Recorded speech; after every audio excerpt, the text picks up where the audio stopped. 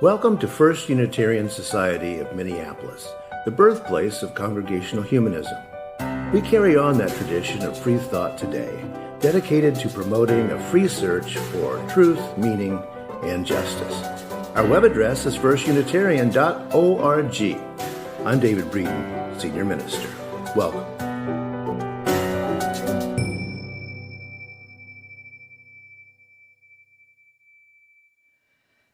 Good morning and welcome to the online Sunday Assembly of First Unitarian Society of Minneapolis for May 3rd, 2020.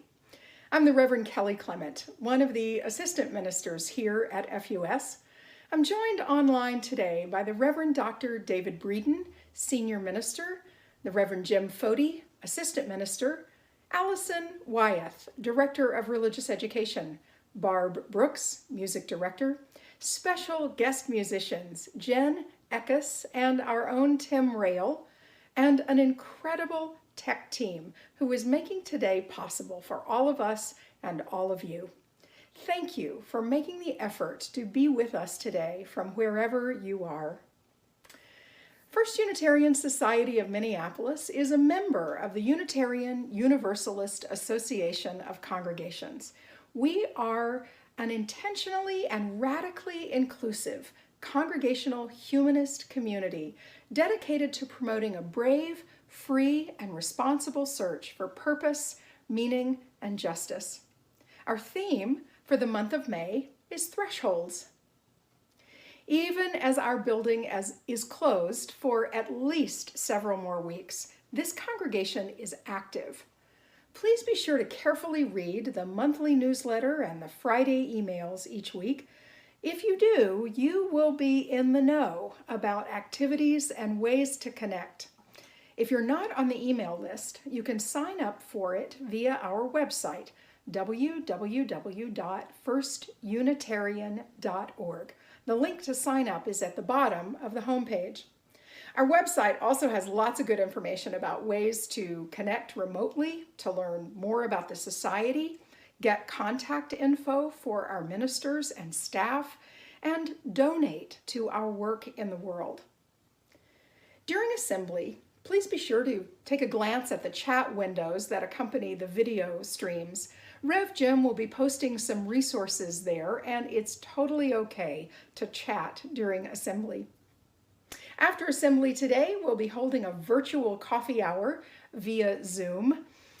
Rev Jim is hosting this social time, and we expect it to last about half an hour, and you can come and go as you wish. The way to connect to that will be in the chat window during assembly. Jim will divide us into smaller groups using the breakout rooms feature, and there'll be a few suggested starter questions to get the conversation going. Our annual meeting is coming up, and yes, we are holding it online on Sunday, May 17th at 11:30 a.m. That was Sunday, May 17th at 11:30 a.m. Information was in the May newsletter, which should have landed in your inbox on Friday. Our board and staff have been working hard to keep the business of the congregation as normal as possible. We look forward to seeing many of you there. On Tuesday evenings during May from 7 to 8:30 p.m., Rev Jim will lead a workshop, Write About It, a writing workshop for our times via Zoom. Information about this 4-part series was in the monthly newsletter. We will be continuing to have an online-only Sunday morning presence until we get the all clear. Thank you again for joining us. Good morning, my friends. I'm Allison Wyeth, Director of Religious Education here at FUS, and I'm so happy to see you this morning. I'm here to invite kids and youth to our add-on assembly designed just for them, which starts at 11:45 today. As always, we'll light our chalice, share our joys and concerns, and hear some music and a story. And just as a reminder, next Sunday, May 10th, we'll be bringing in another round of bingo at the end of our assembly. So get your kids signed up so they can receive a bingo card by email from me. Our Tuesday evening programming for RE Connected folks is shifting a bit earlier, and we're changing it up. On Tuesday the 5th, we'll have family game night starting at 6 p.m. And the following week at the same time, we'll try out a family watch party. Look for details and sign-up information in our Friday emails. On Thursday, the 10th through 12th grade youth will meet and catch up with each other. Then we'll dive into a round of PowerPoint Roulette, a game where youth create on-the-spot presentations and then a different youth has to present it to the best of their ability. It should be some silly fun. This Friday, our K through 5th grade group will be coming together to check in with one another, offer support, and play. This week, we'll bring back an old favorite, the scavenger hunt. Also on Friday, our 6th through 9th grade youth will meet, connect, and get their chance to play PowerPoint Roulette. As always, links and information about all our meetings can be obtained from me by email. I hope you'll join us.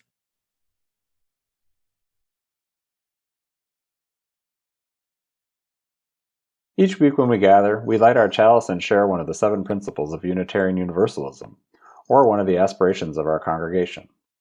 This week we light the chalice remembering the 2nd principle: justice, equity, and compassion in human relations. If you will repeat with me, please, our congregational covenant. Love is the spirit of this place, and service its law. This is our great covenant, to dwell together in peace, to seek the truth in love, and to help one another. Each Sunday when we gather, whether it's in person or online, we take a few minutes to reflect on the joys, sorrows, and milestones of the human experience. We do this so that we stay in touch with our own humanity. We do this to remind ourselves of the value of a moment of stillness. And we do this so that no one among us is alone, either in celebrating joy or in facing the burdens of life. This morning, we take a moment to think of the healthcare workers in our congregation and beyond.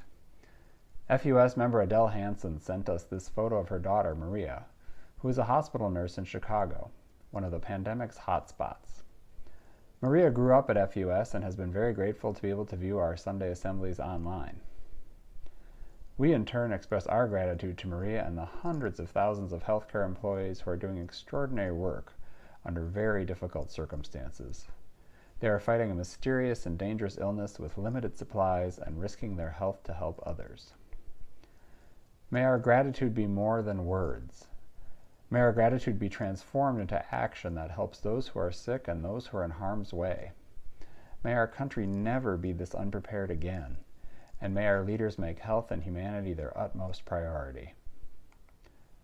We now take a minute of silence to reflect on all the challenges and heartbreak going on in our lives and in our world, and to think with gratitude of those who live lives of peace, justice, and compassion.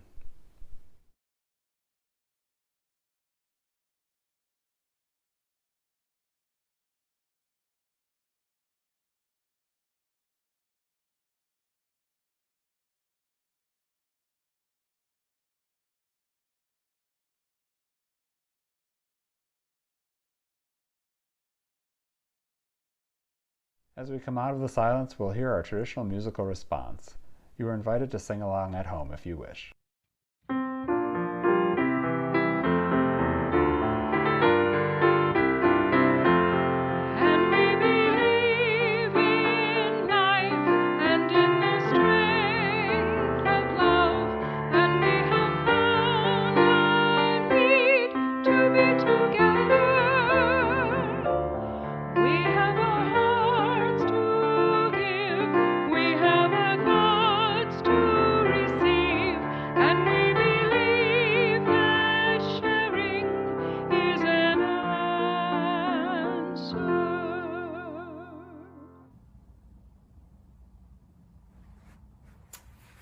A friend of mine said this next piece is the sound of humanity in grief.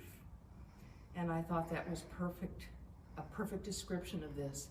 It's a movement from the Enigma Variations by Elgar, and it's called Nimrod. And this specific movement was dedicated to his closest friend.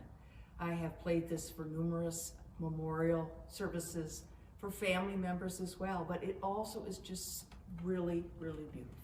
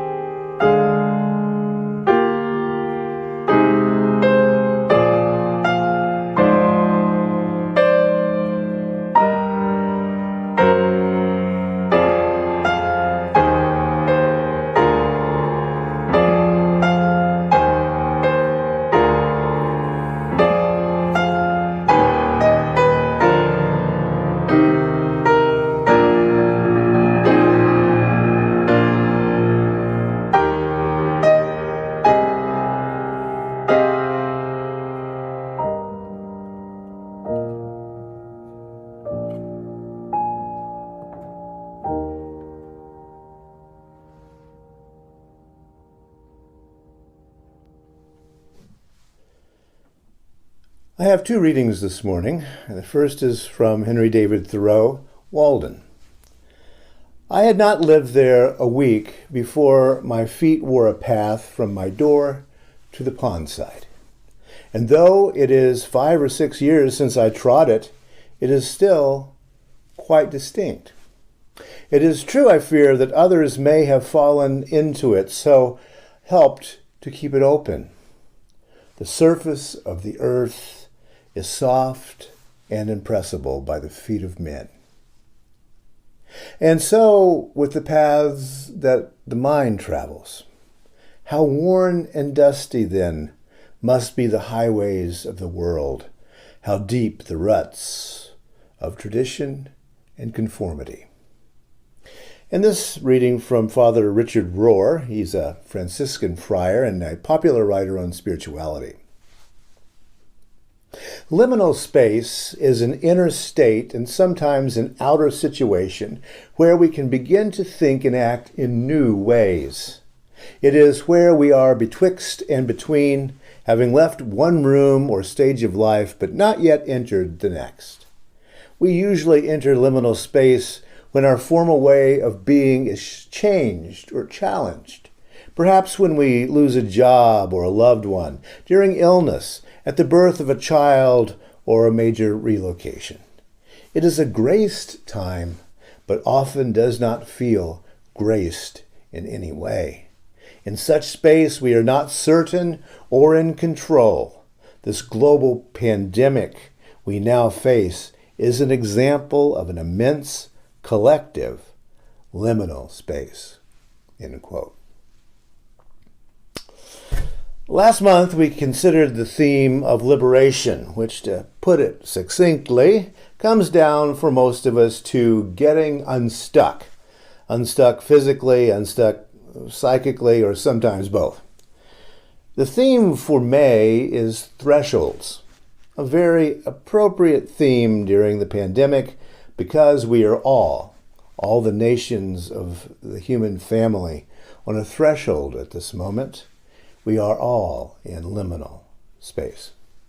Now, the word liminal is derived from the Latin word for threshold, but it has come to mean much more as it's become to be understood as a mental condition, a psychic space. In it, we experience the tension of the opposites. We say, where do we go? What do we do? What are we to do in this most liminal of liminal spaces? This is what I want to talk about today. The pandemic has caused nearly everyone to come unstuck from something, even if it's only some of our cherished old habits. As Father Richard Rohr says in the reading, this global pandemic we now face is an example of an immense collective liminal space. End quote. So, thresholds. We're standing on one now, and soon we will have to decide which way to go. And I will offer you a friendly warning about my talk today. Fasten your seatbelts because there's going to be lots and lots of mixed metaphors, because I'm going to attempt to nail down some very abstract spiritual ideas. But before we think about where we're going, let's consider ways that we get somewhere, shall we? I'm always interested when someone mentions that word path. I know non-metaphorical paths well, and I'm a lover of etymology, as you know. And the word path is off the beaten path of most words, in that it appears to have go back to the origin of the European languages, and probably has had the same meaning, more or less, for over 12,000 years. Paths, both literal and metaphorical, have been important to people for a long time.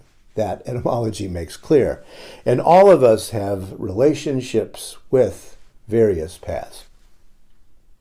When I was a kid, my grandfather would send me to find the herd of cattle for evening feeding to bring them back to the barn.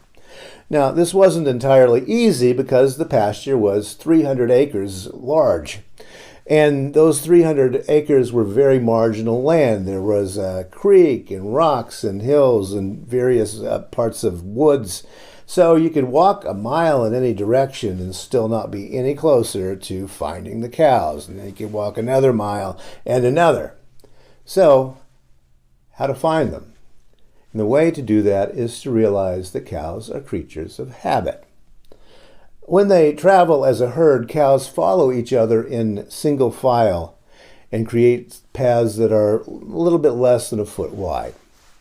The cows on our family farm had been going out in that pasture for well over a century when I was a kid, so the paths were worn deeply into the earth. It was a matter of discovering which path they had been on and how long ago, which, as the hunters among you know, has a lot to do with following the feces. To save myself a lot of walking, my challenge consisted of deciding which paths the cows had followed most recently. After I found them, I drove them back with a stick to the barn, and no matter how loudly I yelled or how much I wielded that stick, they would always go back along one of the paths. They were creatures of habit. Those of you who have done some deer hunting also know that deer follow paths. A hunter can figure out where they will be and when by knowing where the water source is and where they graze and when they're there. As Thoreau points out, we human beings are also like that. We are creatures of habit. The fact is, the shelter-in-place orders issued during the pandemic have disrupted those paths, those routines. We all have worn some deep paths, both real and metaphorical. And now we've been in new paths and new habits these last several weeks. Now, one of my grandfather's stories was about an old mill horse that he had one time. The horse had been wild out west and been caught and trained, but never all that well. He was green broke, as we call it, which means that he could be very dangerous to ride or to hook up to most farming equipment. So he was worked on what's known as a pull-a-mill. And it's a long pole attached to a grinder, and the harness is hooked on, and the horse walks in circles all day, grinding things like sugar cane and millet or wheat and corn and beans. Thing is, on Sundays when he wasn't harnessed to that mill, that old horse would walk around out in the pasture grazing and walking in circles. He'd graze a while and he'd walk a while, but he stayed in the circle. It's how he had learned to make sense out of the confusing world where he lived, being a wild horse that was then tamed. So, when I hear people talking about a spiritual path, you can see why I'm a little bit skeptical about that. It matters what kind of path it is and how much we have thought about it. And are we considering it psychically? And are we living in a rote manner? Are we living in cliched paths? In matters of a spiritual nature, I'm with Mark Twain's Huck Finn. I suggest that the best thing to do is to light out for the territories. Or, in my deer metaphor, hightail it out of there. As far as I'm concerned, spiritual paths that are worth following are not paths at all. You're always off-road if you're heading in a good spiritual direction, I think. You're going to be off the beaten path. You're going to be heading into the unknown. As Thoreau phrased it, how worn and dusty then must be the highways of the world, how deep the ruts of tradition and conformity.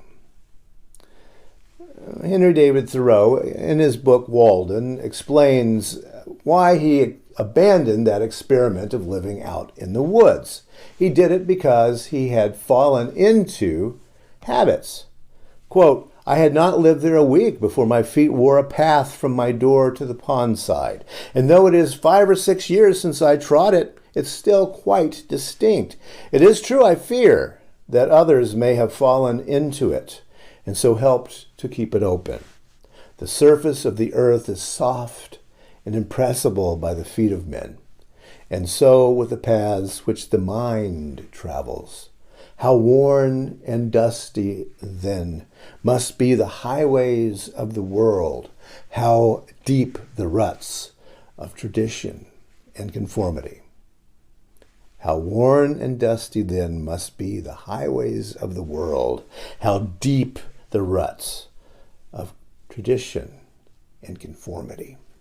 Notice the subtlety of what Thoreau says. I fear that others may have fallen into it and so help to keep it open. His point is that even if you follow Thoreau's eccentric path on your own and listening to your own different drummer, you will still be trotting potentially a prefabricated path. Thoreau's path is not your path. In addition, paths themselves are problematic. Even when you've created your own, it can become worn. And so you'd better move on from that as well, Thoreau is telling us. Yes, that good old beaten path is the enemy of continuing spiritual insight. A path becomes a rut. You've seen the paths worn where sidewalks fail.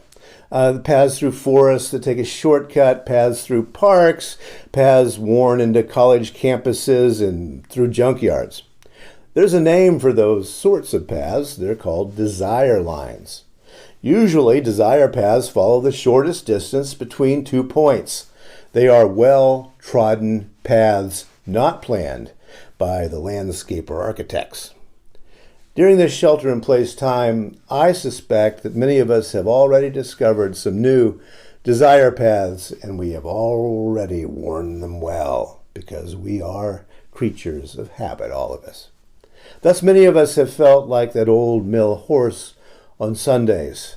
We know our path, we want our routine, and for whatever reason, we walk in circles rather than light out for the territories. So, when we are necessarily on a threshold, necessarily in liminal space as we are now, how do we prepare ourselves to take that plunge into the unknown? You know, I really appreciate Tim Rail and Barb Brooks doing that old song, Everybody's Talking, this morning. The lyrics get at that feeling of utter confusion. Everybody's talking at me. And the way the speaker in the song deals with that is by dreaming impossible dreams of escape. That's not the way to do it. We must question our most entitled assumptions. When I try to question my assumptions, one of my go-to writers is the novelist Octavia Butler. As an African-American woman writer shoved against her will into the oft-dismissed science fiction category, Butler knew a thing or two about paths and habits and taking leaps into the unknown. In her book, Parable of Talents, she writes this: "To survive, know the past. Let it touch you. Then let the past go."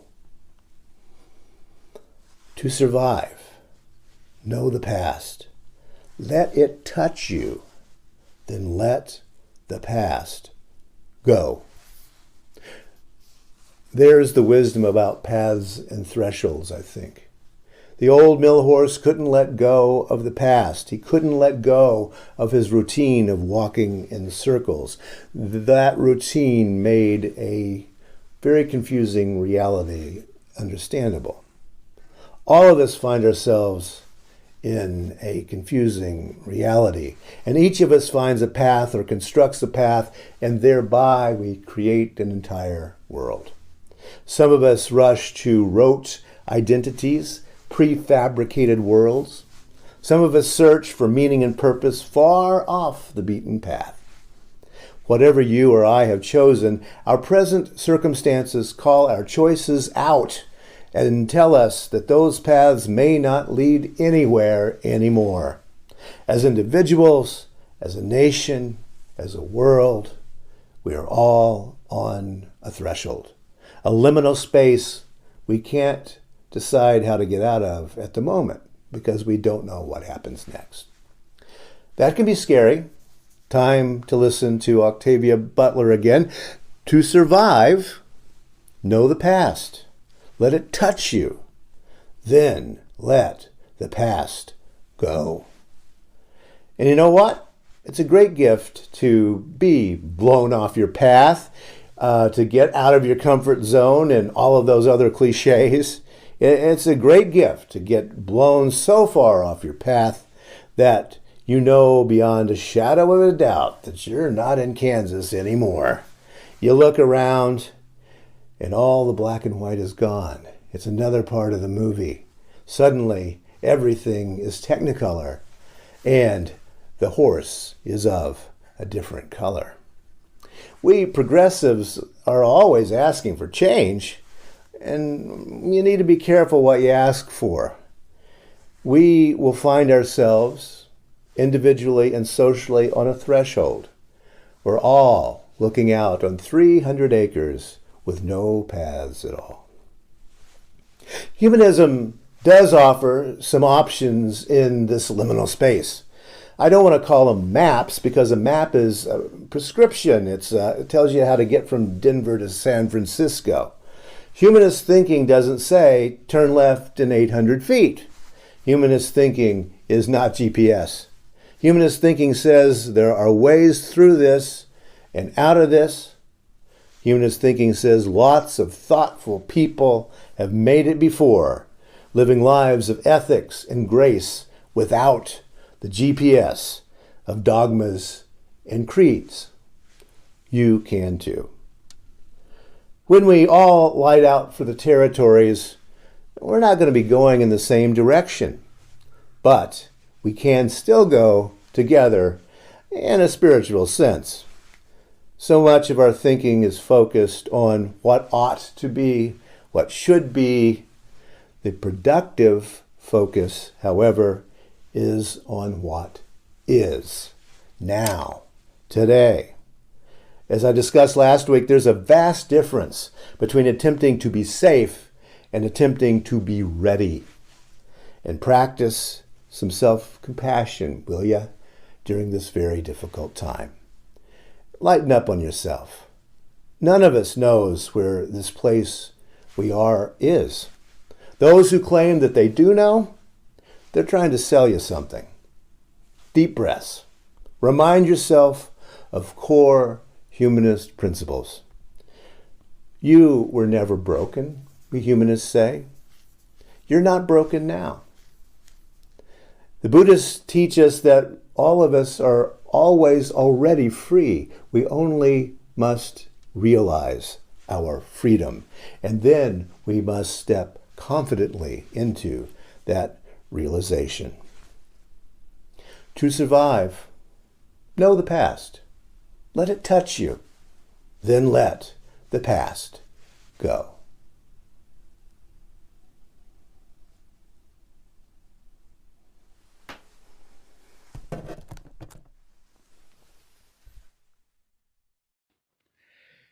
If you will repeat with me, please, our extinguishing chalice words.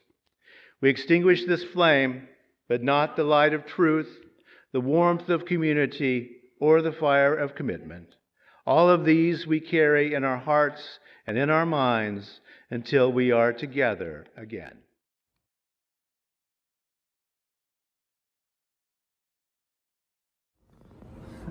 Hello, I'm from the hearts and peaches.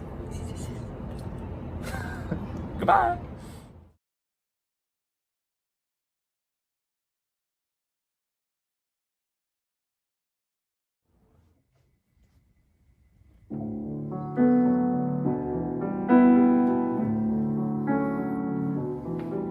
I see trees of green, red roses too.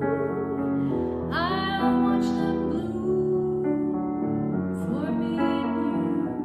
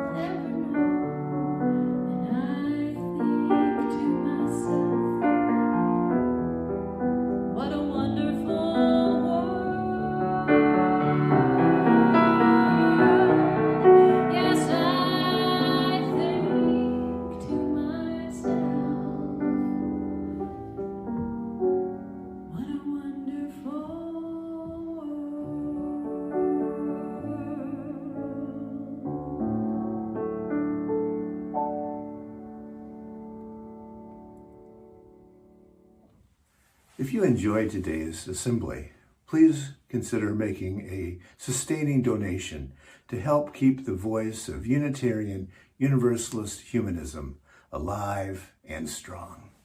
You can download the Give Plus app for your smartphone, or you can go to giveplus.com. You can also go to our website, firstunitarian.org. Until we meet again, be fearless, ask questions, hold on to what is good, strengthen the weak, comfort the fearful, serve the suffering, do what makes you come alive. Rejoice in the power of the human spirit. So may it be.